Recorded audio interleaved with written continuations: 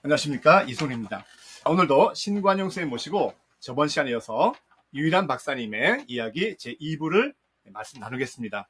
자, 저번 시간에는 우리가 유일한 박사가 어렸을 때 10살 때 미국에 유학 떠나가지고 고학을 하면서 애국심을 기르고 또 사업가 정신을 기르는 그런 어린 시절에 관한 얘기를 나눠봤습니다. 자, 오늘은 어떻게 유일한 박사가 사업을 시작하게 됐고 또 그 어려운 여건 속에서 사업을 크게 성공시킬 수 있었는지 그 비결에 대해서 우리 한번 알아보도록 하겠습니다.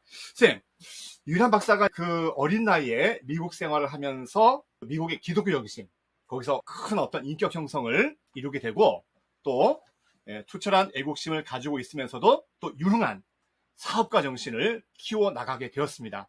자, 그래서 중국인이었던 호미리 여사와 이제 결혼도 하고 그리고 또 부인의 또 내조도 받으면서 사업을 본격적으로 시작하는데 처음에 시작했던 사업이 숙주나물, 중국인들이 좋아하는 숙주나물을 통조림으로 만드는 사업이라고 들었습니다. 그래서 그 사업을 시작하면서 본격적으로 기업인으로 나서는데 문제는 처음에 사업이 홍보가 안 돼가지고 좀 지지부진했을 때 이 트럭을 엎어가지고 통조림을 다 쏟아버리면서 어떤 미국 언론의 주목을 받는 그런 아주 기발한 전략까지도 과감하게 했다는 걸 알고 있습니다. 물론 이제 그게 아주 뭐 불법이나 아주 그 악한 것은 아니지만 때로는 그렇게 이 선량하고 정직한 기업인이 또 필요에 따라서는 또 어떤 그런 그 수법까지도 이렇게 쓸 수 있는 쇼맨십이죠. 그런 기지도 발휘한다는 것이 놀라운데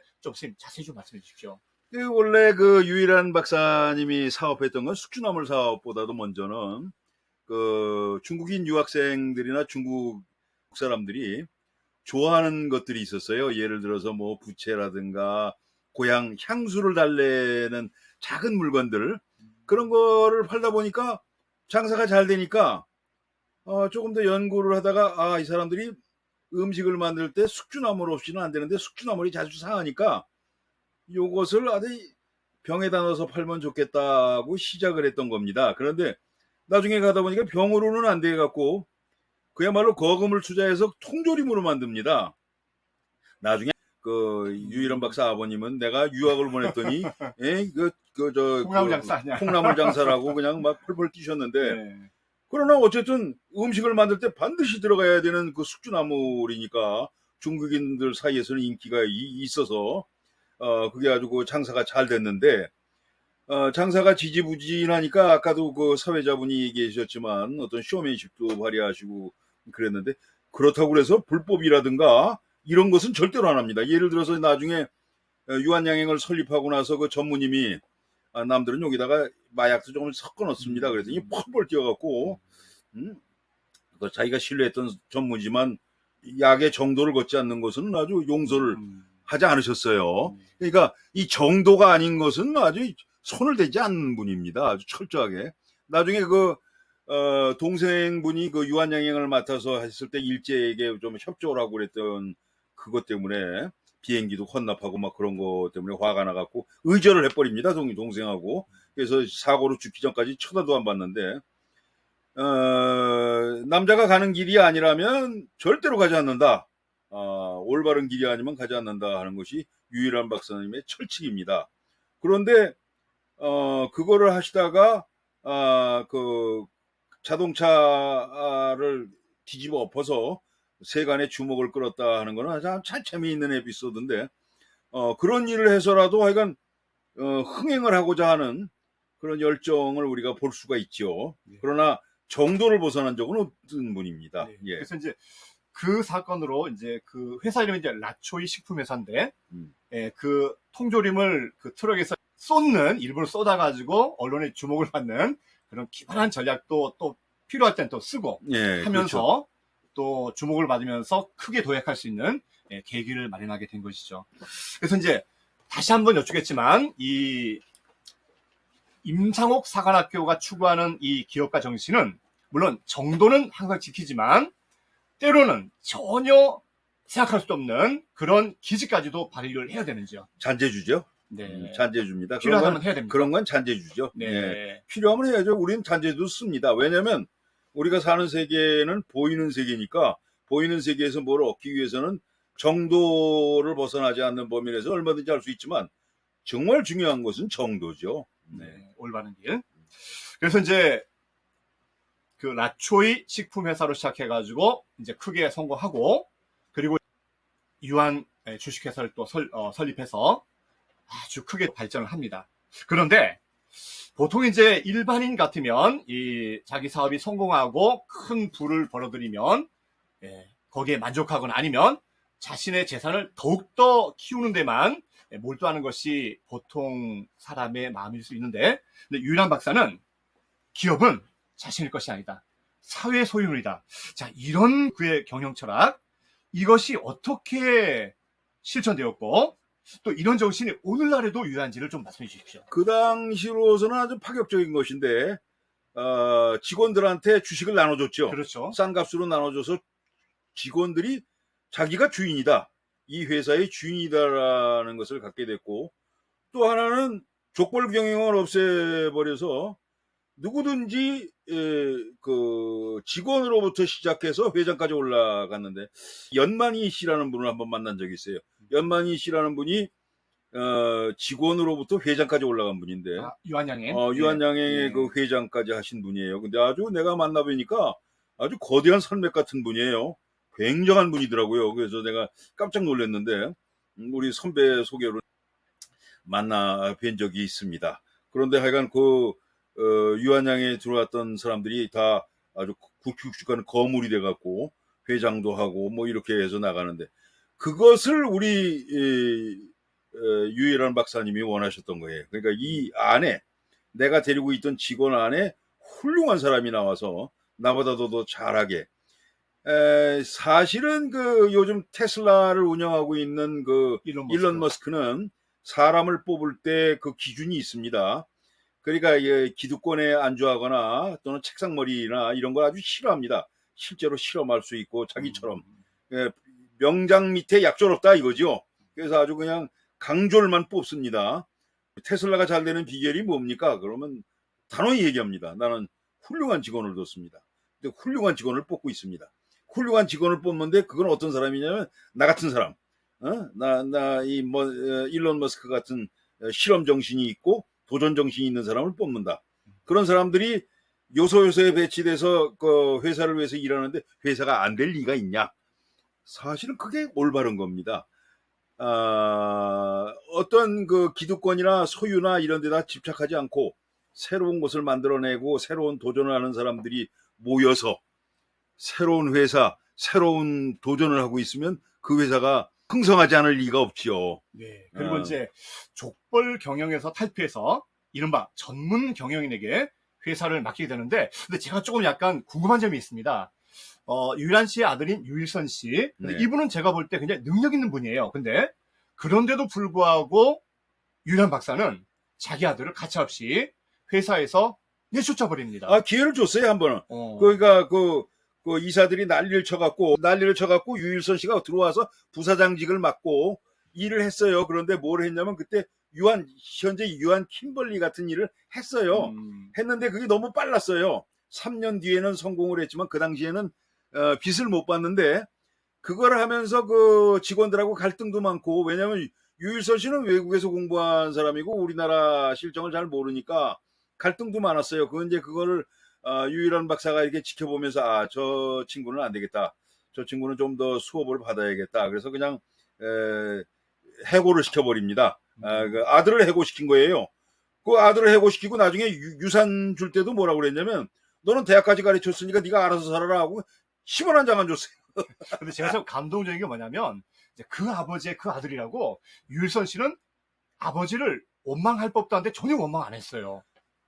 당연히 원망하지 않을 겁니다. 그 집 가문이 그런 가문이 아니에요.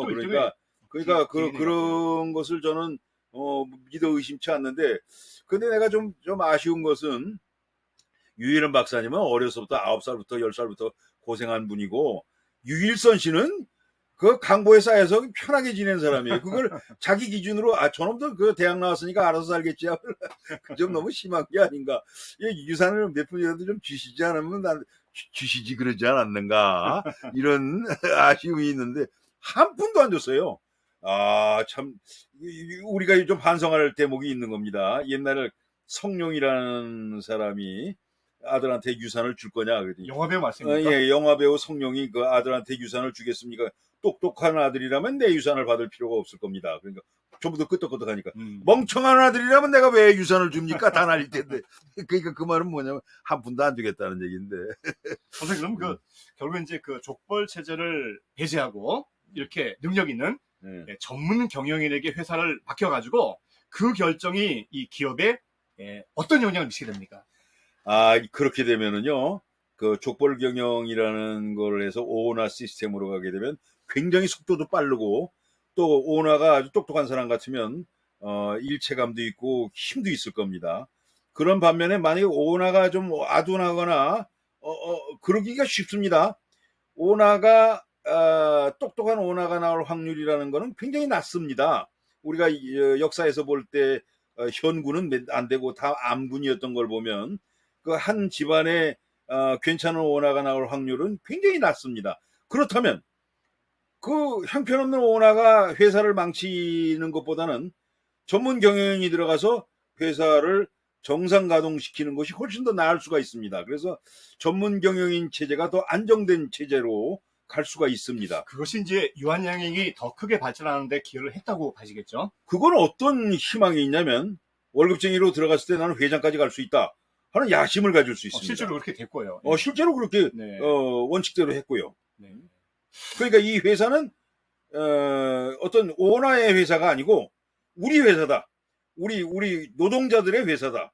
이렇게 되는 것이죠. 내가 이제 월급쟁이 맨 밑바닥부터 올라왔지만 이건 내 거다. 이런 생각을 갖게 되는 거죠. 왜냐하면 나는 회장까지 올라갈 수 있으니까 열심히 하면. 선생님 제가 또 여쭙겠습니다. 자, 우리가 이제 이 유인환 박사 얘기를 다음 시간에 또 더 심도 있게 할 건데 그 뒤에는 또 우리가 뭐 정주영 회장이라든지 이건희 회장 그리고 또 박태준 회장 이런 여러 기업가들의 또 얘기를 하면서 많은 걸 배우게 될 겁니다. 근데 삼성의 얘기를 잠깐 좀 하겠습니다. 자, 이건희 회장 우리 다루겠지만 이건 회장 돌아가시고 지금 현재는 이재용 회장이지 않습니까? 그래서 이조 기자 그런 얘기를 한 걸 제가 들었습니다. 자식이 물려주지 않겠다. 근데 그런 말을 실제로 실천한다면 삼성은 영원할 것이다라고 선생님이 그때 말씀하셨습니다. 거기서 좀 더 자세히 말씀해 주십시오. 만약에 삼성 같은 거대한 회사가 전문 경영인 체제로 들어간다는 것은 뭘 말하냐면 삼성의 직원은 입사부터 시작해서 이 회사는 내 것이다. 물론 당연히 그 각 직원들이 주식을 갖게 되겠죠. 그리고 대기업들은 그 주식들을 다 나눠주는 것 같아요. 그리고 자기가 주식도 갖고 있고 또 언젠가는 내가 회장까지 된다 그러면 이게 내 회사라는 느낌을 갖게 되는 겁니다. 그러니까 남의 회사 어떤 오너 밑에서 일하는 머슴살이가 아니고 이건 내 거다. 이런 생각을 갖게 되고 이것은 우리 국가 거다 내 거다 이런 생각을 갖고 있는 회사 같으면 쉽게 무너지지 않겠죠. 그래서 저는 오히려 전문인 경영체제가 오나 경영체제보다 속도는 좀 느릴지 몰라도 더 안정된 그렇게 되면 이제 법이라든가 원칙이라든가 이런 게 더 우선이 되죠. 오나의 주식의 지배권이 아니고 원칙에 따라 움직이는 그런 회사가 되겠죠.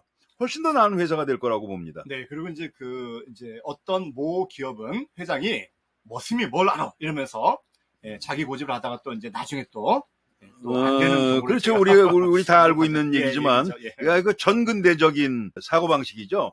그 전근대적인 사고 방식을 지금도 갖고 있는 사람들이 사실 있어요. 그러나 사실 더 많다고 봐야겠죠. 그렇죠. 은근히 마음속으로 겉으로는 안 그래요. 그러나 마음속으로 은근히 갖고 있는 사람이 있는데 그렇게 하면 많은 것을 잃지요. 왜냐하면 그런 사람은 뭘 못 봤냐면 자발적인 협조. 그러니까 신이 나서 그 회사를 위해서 일하는 그런 직원들을 구하기가 어렵죠. 선생님 그러면요.